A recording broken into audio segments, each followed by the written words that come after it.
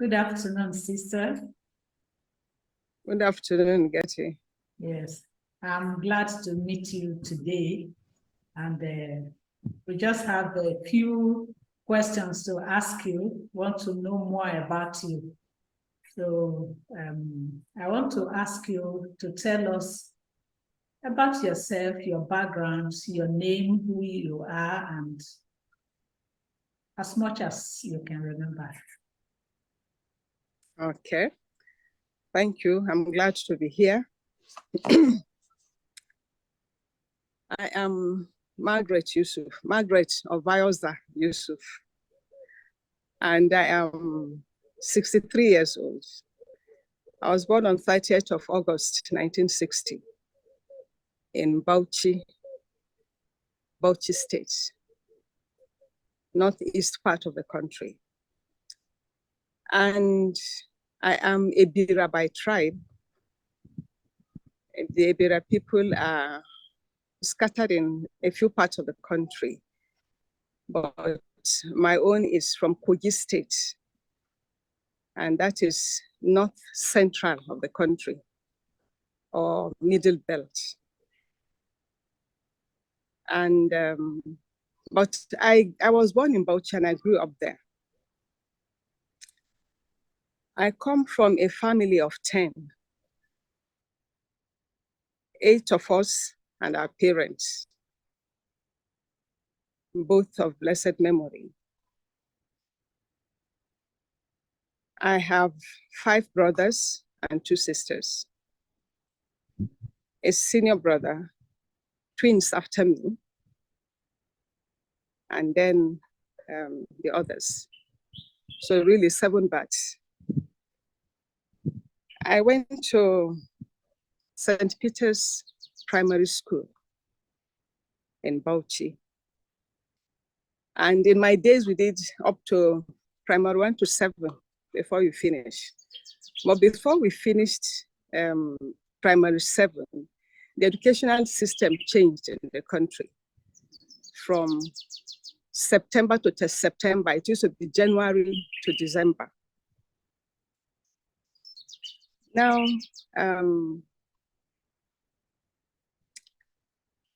we're all born and raised Catholics.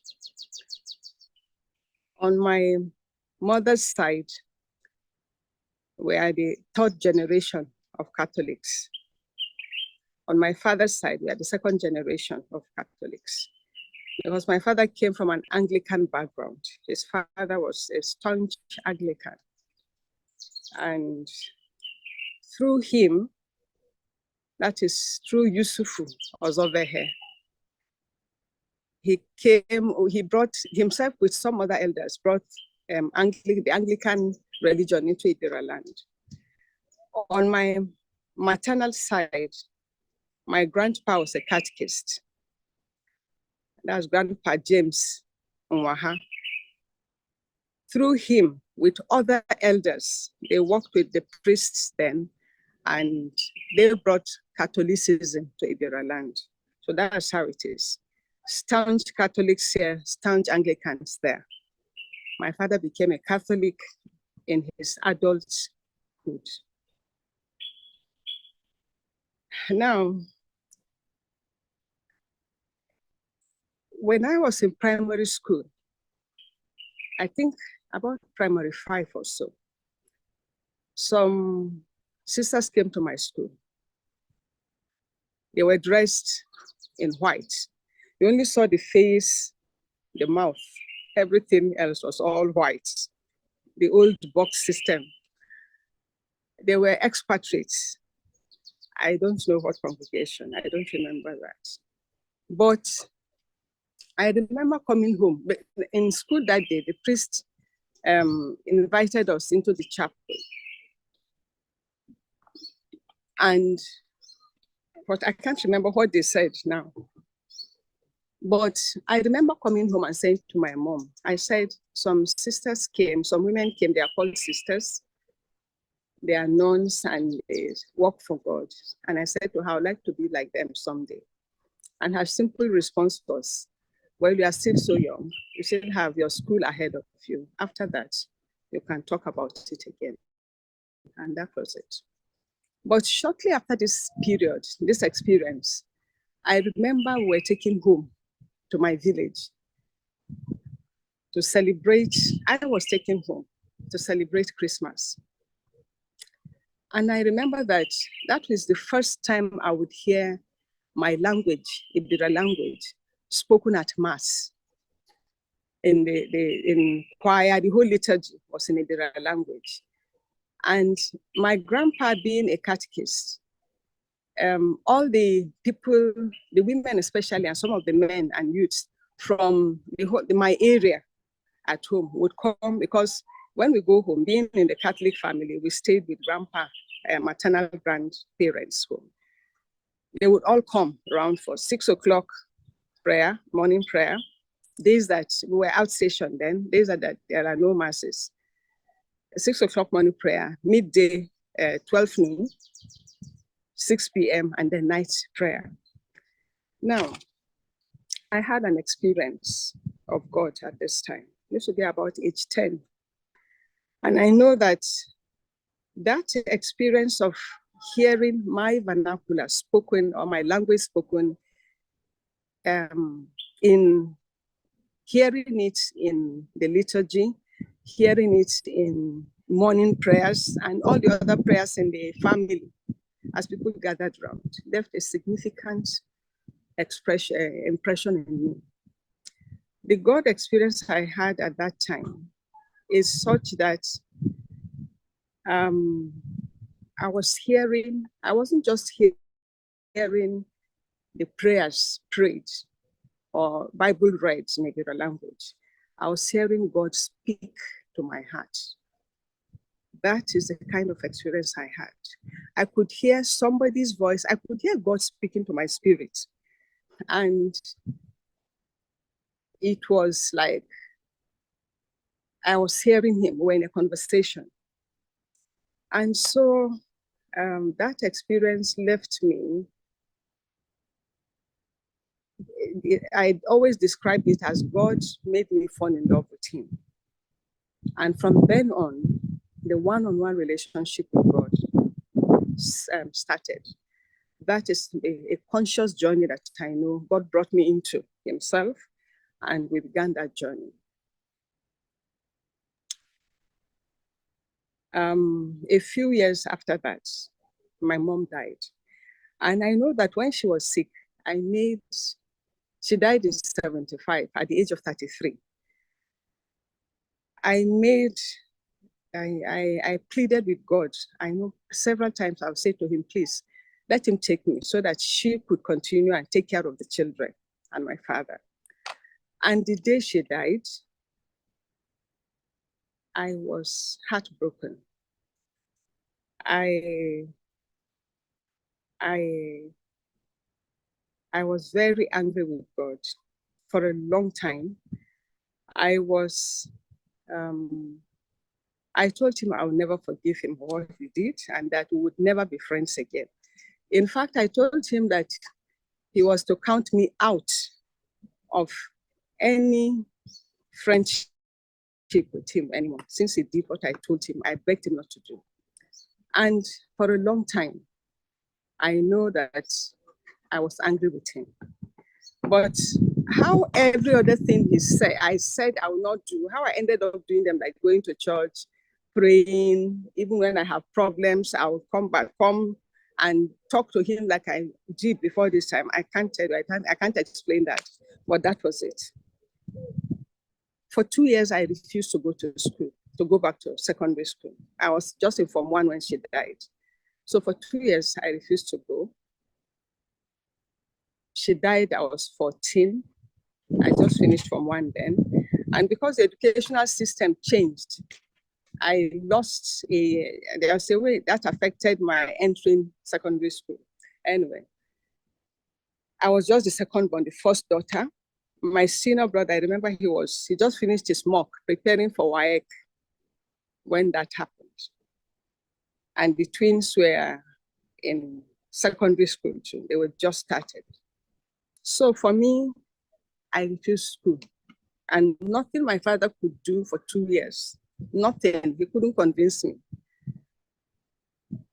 That necessitated him remarrying, because it was advised that maybe if I saw an elderly, if I saw somebody in the house able to care for them, that maybe it would convince me to go back to school. And that's what Dad did. Incidentally, at that time, there was this lady who also lost her husband, a Muslim, Auntie Fatima.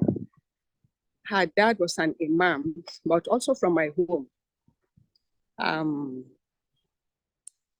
So they got married, but she became a Catholic. She went through the catechetical lessons, and she was baptized. She got married, but they were together for 11 years, for 9 years before he died.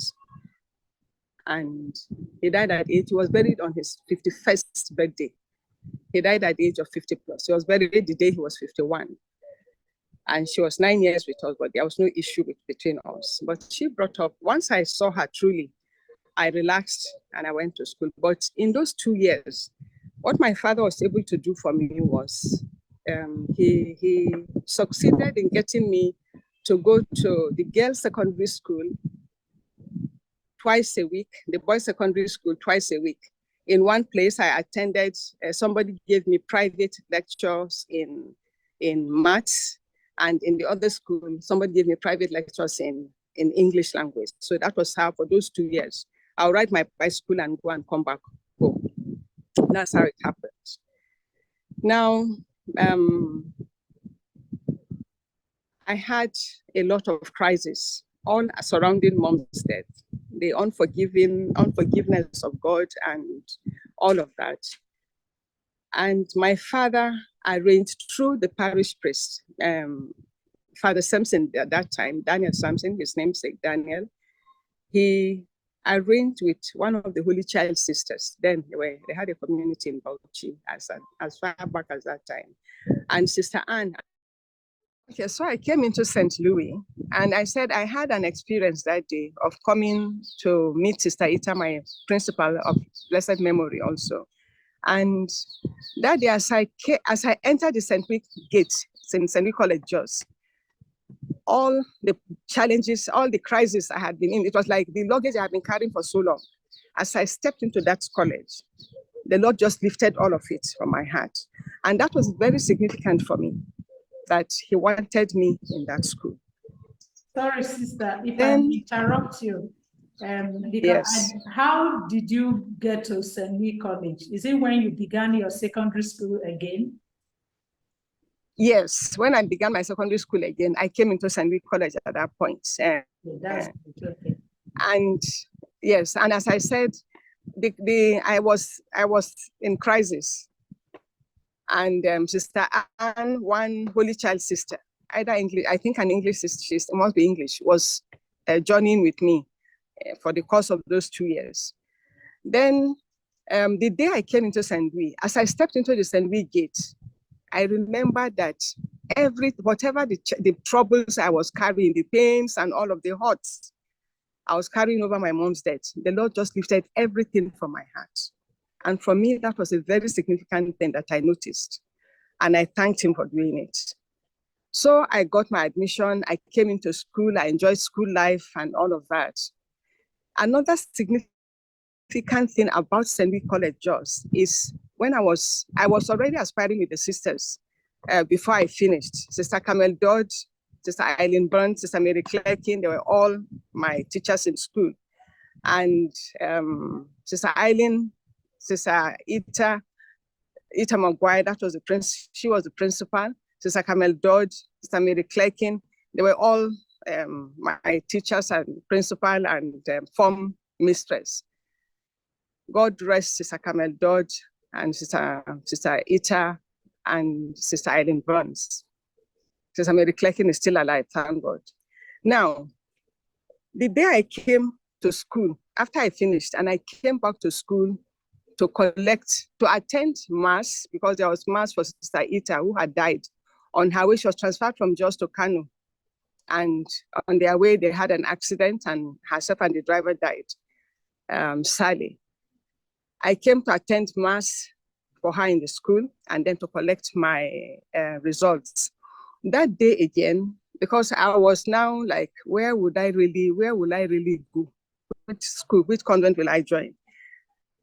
Again, something happened. As I stepped into the school, again, that 79, August 79, I heard the Lord spoke to my heart. 2 words he gave me. Peace is my gift to you, and my presence will be with you. The words sank deep in my heart. And if you look at my final profession vows, those words are there, recorded. The Lord has been with me ever since. That first encounter at the age of 10 in my village. And he confirmed it to me that he wanted me to be a St. Louis sister by those words again, because I was wondering where to go. And that is the reason for my coming into my joining the Sisters of St. Louis. I could have been a Holy Child sister or I joined the Fatima Sisters. I knew them and had many friends among them. So that is how I came into the religious life. So what year did you come into religious life, and how many years have you spent in religious life? I am 44 years old in the religious life. I came in on the 28th of October, 1979 into Zonkwa. Okay. And when I came in, I remember that it was like, at last, all-powerful Master, I have come to you.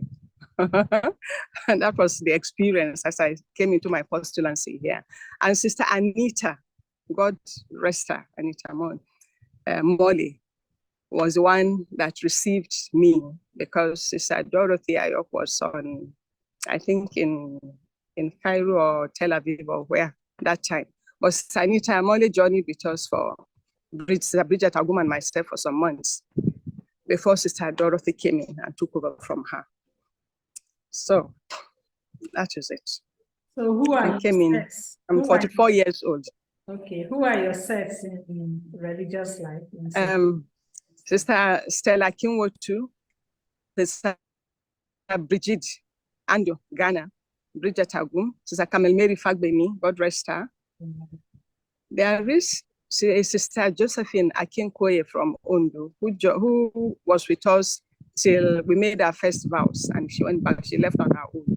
We were 6 who were professed at first vows. 5 of us stayed on, and the Lord called one of us to. So there are 4 of us alive today. Thank God. That's good, sister, and congratulations for these years lived thus far, and God's grace will continue to be with you. Amen. Sister, in these years of religious life, we would like to know the various ministries you have worked and the different places you have lived. I mean, convents that you have lived since you joined the Sisters of St. Louis. Yeah, okay. After first vows, I started as a postulant in Zonkwa and then novitiate in Akure. And after first vows, I was posted to St. Louis Convent, Bidda. And I lived there with Sister Sister Cleophas Joyce and Sister Mary Mori, both of them of blessed memory. And I worked in the parish, in our parish there for the 1-year ministry before going to school, the School of Nursing, UCH Ibadan. And I became after my 1 year, I briefly worked with the adult literacy women, which is Maura Flynn in Kano, for a few months before I went to school of nursing, the College of Nursing in Ibadan. And after I became a nurse, I worked in St. Louis, Owo, St. Louis Catholic Hospital, Owo. Then I came in, I was sent to Zonkwa to work again. I worked on the wards for some years and then went to read my midwifery education. And after that, as a staff nurse midwife, I worked in the maternity ward for some years, in the children's ward for some years. And then I was asked to go in to the school area, School of Midwifery. So I worked as a clinical instructor for 2 years. Then I was admitted into the nurse tutors program to read midwifery education, which I did.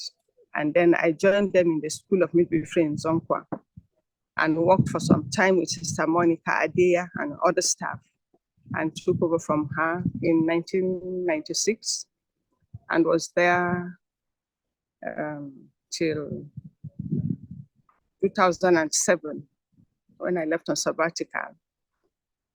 And I was in the UK for 2 years on sabbatical. I did something on counseling, focusing on experiential counseling. And when I came back, I was posted to work in the retreat center in Italy. I was there for a year. Then I was sent to work at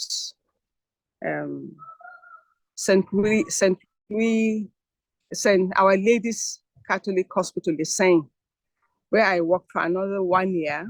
And then I was sent back to Zonkwa, where I worked in the School of Midwifery again. That year I came, we had we had a new leadership team on that brought on Sister Rita Otiko and Christy Kure. I had handed over to Christy Kure when I left the place, the School of Midwifery, and then I was sent back again, this time when she was asked to take on, to be our bossa, provincial bossa. That time she was on leadership with Sister Rita Otiko. So I worked in Zonkwa again until 2013, when I had an opportunity to do something on psychospiritual counseling I was one of those trainer of trainees that were called on the psychospiritual program in Kenya for 2 years. And after that, I came back, and then I was told to take on vocation promotion work for the province. I did that for 4 years. And during this course, I supported in both the postulancy in DASA and in the novitiates. I worked as a support staff for them. Then in 2019, we came in. I was brought on the team with Christy Kure again. And we worked together from 2019 till last year, till this year, August 25th this year. Yes, when your team came on. Thank you, Sister. So that is it.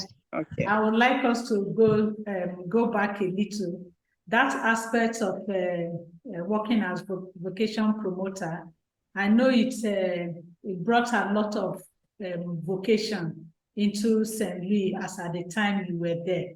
And I would like you to share a little experience about that. What is it that you did? I remember when I was a postulant, you were very friendly and very accommodating. We loved being around you. I remember those times I played games with you in the convent, and you were the only one that had time to relate with us at that level.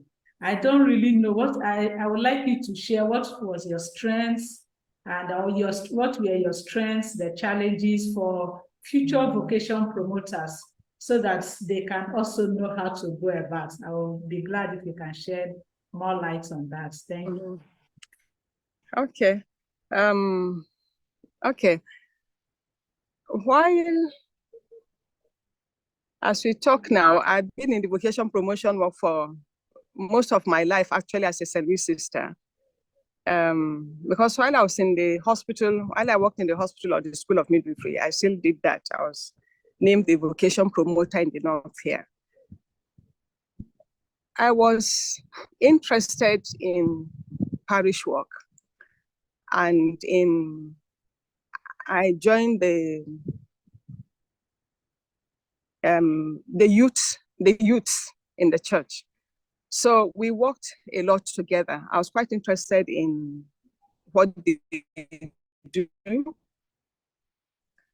And we went through different schools in southern Kaduna then to preach vocation or to attend their masses. If there is any program going on, we're all usually there to be there. And the girls, when they see sisters dressed in their habits, would always want to ask one or two questions after mass.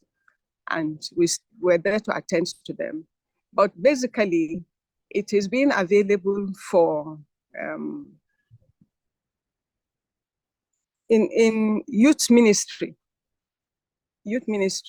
yes. And then we did a lot of visiting to their homes. We did a lot of visiting to different villages here. And I joined in those days, a parish could have up to 90 outstations here in the Archdiocese of Kaduna that we belong to that time. Now, today we are in Zonkwa, and we're in Kafanchan Diocese. Kafanchan Diocese was carved out of both the Archdiocese of Jos and Kaduna in 1995.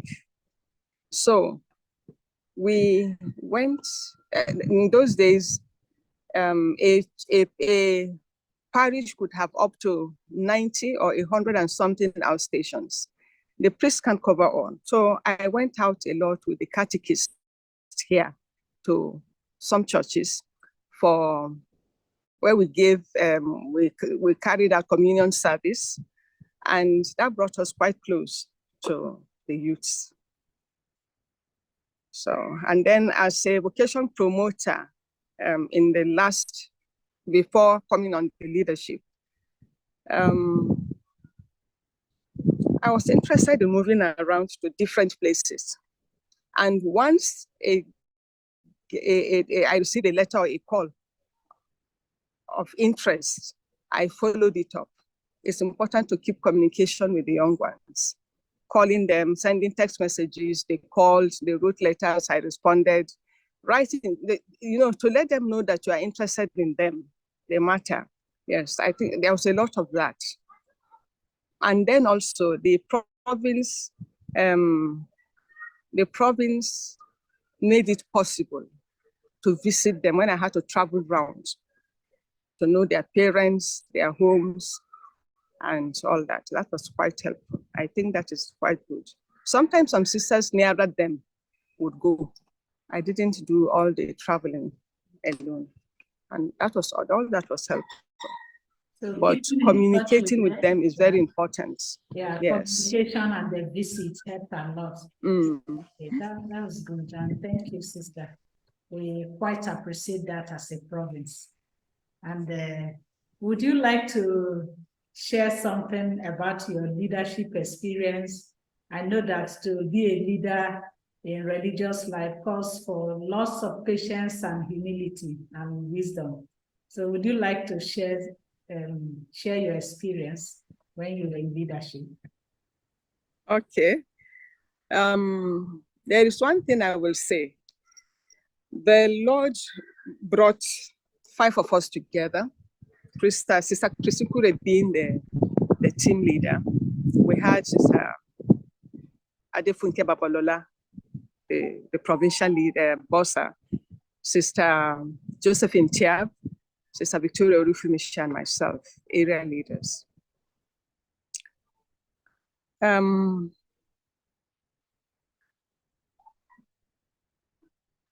Number one, I think the combination was good. That is important. And then for me, we had a job to do. And that job was foremost. I saw all 5 of us. Everyone was busy with her job. and it was like the mandate we were given, the province gave us, was most important to each one. And so we focused on it. We may have our issues, but it didn't interfere with the work. And that was very important. Of course, you need a lot of patience with each other, giving in, focusing on the job for which we were brought on board. The team, it was a collaborative work. It was team, there was a lot of, the team spirit was there. And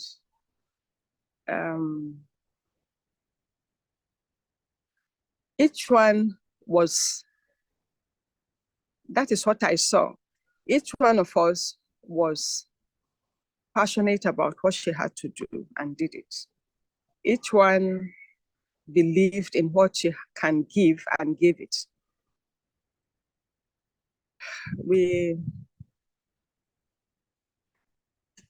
focused on the job.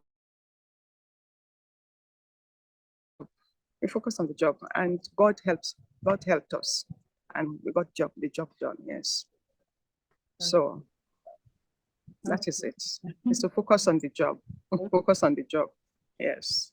All right, sister. Thank you. And lean on God's grace. Yes.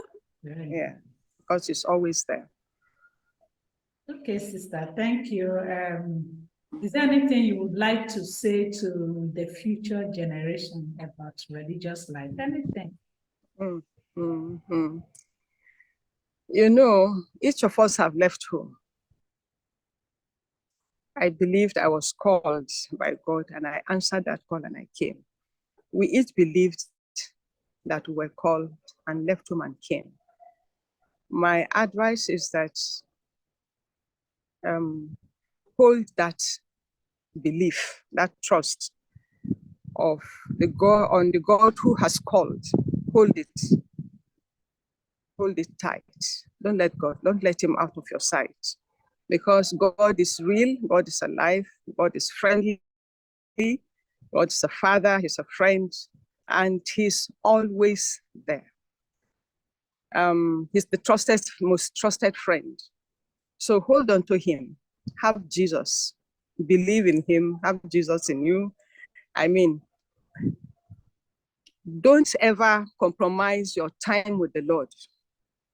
Very important, because if you say to the Lord that you are coming for your private time with him at a particular hour of the day, and you enter into that relationship, the Lord will keep his appointment. He will keep it all the time. And if we continue without failing, it comes with gifts. If you miss your appointment, if you have to miss it, communicate that with him, just like we do with our friends, communicate that with him. Otherwise, that gift will come, you miss it at that time when it comes. So the Lord keeps appointment, he believes in it, yes. So don't ever compromise his place with anything. And read your Bible. I tell you, keep to the word of God, because you will need it. You need it all the time. It's not the daily readings that we reflect on in the breviary or in the liturgy, but your Bible. At least devote some time to it daily. Read it, commit some memory, some verses to your memory, and you will find that it's very helpful to you in times of need. It will come very handy. Yes, but first and foremost, hold on to God. Okay. He will never leave you. All right, thank you, sister. Yes. Yeah, I just want to ask, sister. Right. Yeah, did you ever feel like going home in this your number of 44 years in religious life? Was there a time you felt like going home? And how did you manage it? Yes. Ooh.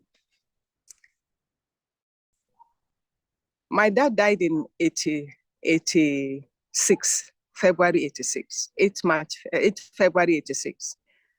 but it didn't hit me as hard as when my mom died. We are very close, my siblings and myself. And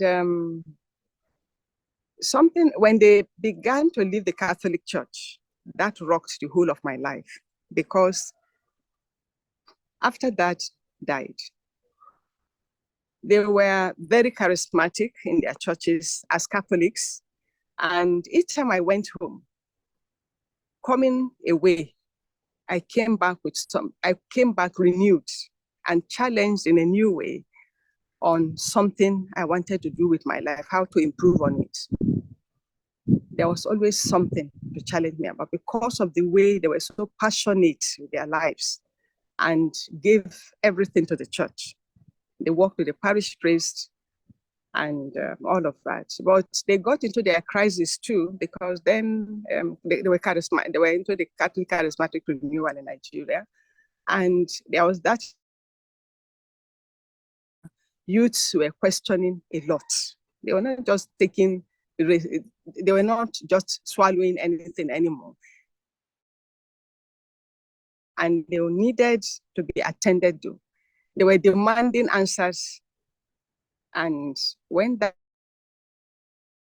came down, one rule or regulation to follow, and they got into, that interfered with the relationship between the priests and the parishioners.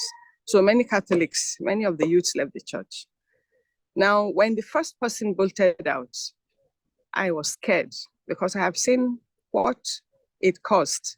In the lives, I've seen parents, mothers who had stroke because a child left the Catholic Church, and where I've seen families broken because of this kind of situation, children leaving the Catholic Church. And I was scared when the first person left. And I was saying, okay, I have 6 others. So we'll see how we can hold ourselves and continue. And hopefully this other one will come. But it didn't happen until one after the other, each of them, wherever they were, left. When the last person left, I was like, it was like my wall fell apart. Not even the death of my mom, which I mourned so much.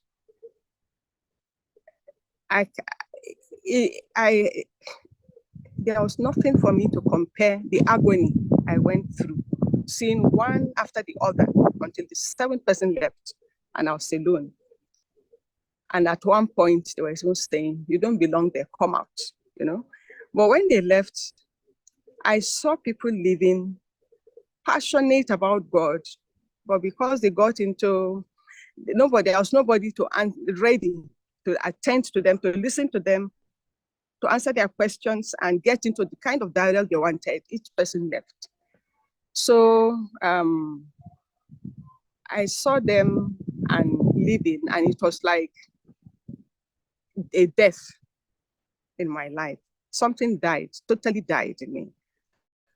And it was like, you know, you are being on a steep mountain and trying to hold on and climb steadily and gently, and finding that somehow a force just put me right down to the foot of the cliff. And rising and continuing was the greatest challenge I ever faced in my life. That period was a period that it lasted quite a long time. It was a journey that seemed a lone journey for me, because I went through that journey alone. That's just the truth of it. And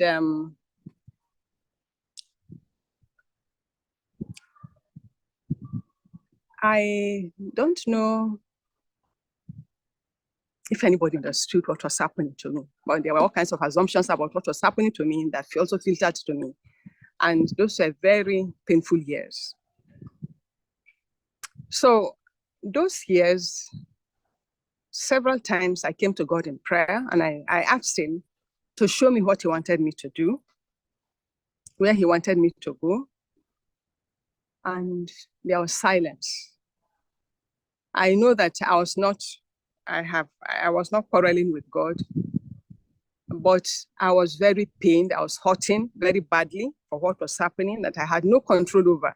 It was like watching a mother die of cancer, and everything that needed to be done, one was just helpless. It's like things that needed to be done could not be done because either there was no money to get the medications needed or to go to the best of hospitals and all that. And helplessly, I watched. And what was dearest to me in my life was taken away. That was how that period was. So I sat before God. I waited on God for years.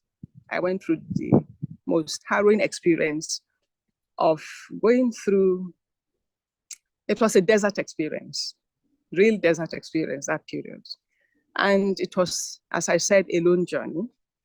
And I waited on God just to tell me this is where he wants me to go to from here. He never did. So I stayed put. But I know that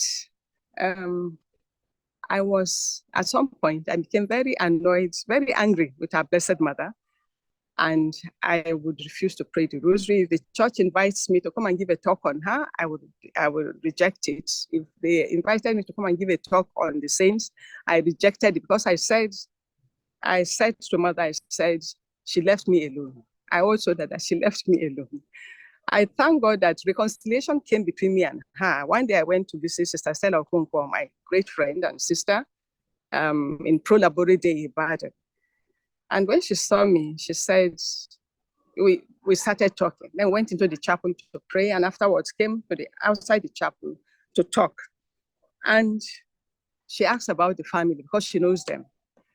When she asked about them, I started in anger. I told her that I told her what had happened, which she knew. And she said, and you are not, did you talk to Mother about it? I said to her, I stopped talking to her quite some time now. I don't want to talk to her because she left me alone. I had an experience there that day again. When I said to her, I stopped talking to Mother and I wouldn't talk to her because she left me alone. At that moment, Stella said to me, well, Mother is coming now and she's coming with her son. And I said, what? I held her, I ran to Stella, I held Stella, who was sitting beside me, to push myself into her or whatever, because I said I didn't want to see them. And she pushed me away. And the next thing, there was this coolness in the environment. She said to me, they are here. I closed my eyes, I didn't want to see them. I opened my eyes and I wanted to bury my face in her body. She just pushed me back again. And then I started crying.